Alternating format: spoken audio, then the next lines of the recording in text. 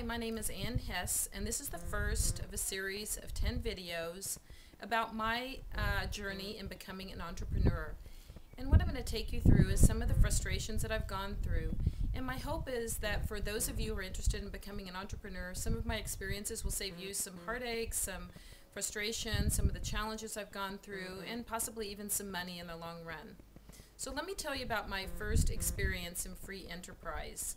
My husband and I had been in the corporate world for a number of years. I had been in a sales position for a printing company, and my husband was a designer for a very high-end design firm in the Seattle area. And we realized that we really wanted something more for our families. Although we liked our jobs, we realized that we were just going to continue on helping someone else create their business rather than helping ourselves to create a long-term legacy for ourselves and our family. And we really wanted to leave something to our children and create some stable financial foundation for ourselves. And so we were looking at different businesses that we could start and decided that a franchise might be the safest and most secure way to go. It seemed like those people that had franchises were doing well, and it was kind of a tried and true system. We could buy into the system and the business and get the kind of training that we needed to get started, and ultimately create a business that would have some worth, and we could either pass that along to our children or sell it at a profit at some time in the future. And so my husband decided to go to a franchise expo, and he spent a long time there looking at a number of different franchises and came home really excited about this one franchise. It was a window covering franchise, and what appealed to him was it was a mobile service, so it was something we could do out of our home. Didn't need to have a brick and mortar store, and so it was great because there was a lot of flexibility in the business. We didn't need to have a number of employees, and we could just get started with the two of us. So he quit his job. I continued to work my job so that we had one stable income, and we threw all of our resources into this business.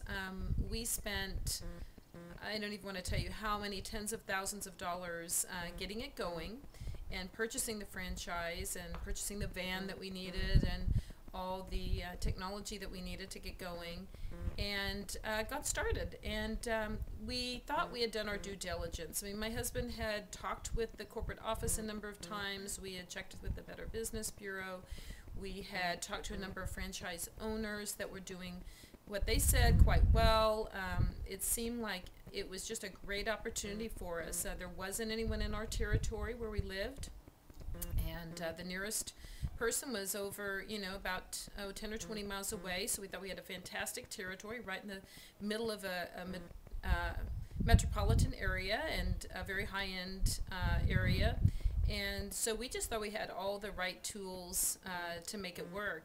We were promised by the corporate office before we got started tons of training, resources, co-op ad dollars so that we could really get our advertising going at a reasonable cost. We were promised that the company got huge volume discounts because of what they bought from their vendors. We could pass that along to our clients and be very competitive in the marketplace. So, it all seemed like a great opportunity. So, my husband quit his job, and he just threw his heart and soul into it. He worked night and day. He would travel all around, within probably a 30-40 mile radius, meeting with people, trying to sell our window coverings to them, and finding out that we were always being underbid by someone else, that we didn't get the kind of volume discounts that we thought we were getting. There were always other vendors that could come in much lower than us. And then we came to find out that really things weren't going that well at the corporate office.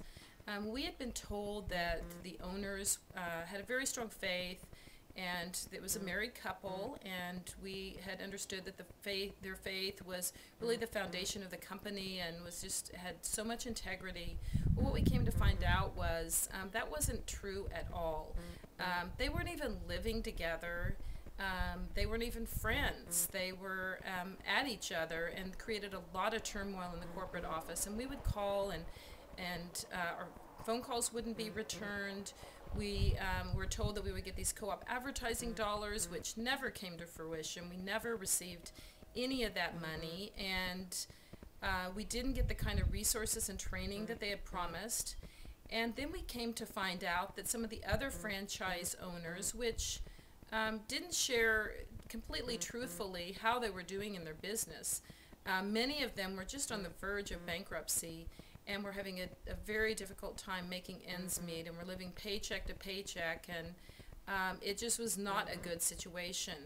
Then we came to find out that the corporate office was undergoing a lot of scrutiny, there were some legal issues that they were dealing with, and the company that we were told was going to be like, you know, Coca-Cola is to the beverage industry, this company was going to be to the window covering industry, was not at all true. And we didn't know what to do because we had thrown everything into it and really believed in it, and you know, didn't want to give up, but at the same time didn't want to keep throwing more good money after bad. And so after, you know, a lot of soul searching, we decided, you know, this just is not a good situation. We need to get out of it, and we need to cut our losses and just move on. And so that's what we did. And so, you know, that was probably our biggest frustration in becoming an entrepreneur and in free enterprise, because things aren't just always what they seem. So I would encourage you, if you're looking at a business, really take a hard look at the business, talk to a number of people, do whatever due diligence you can do, make sure it's the right business for you, and best of luck in your venture and becoming an entrepreneur. Thank you. See you on the next series.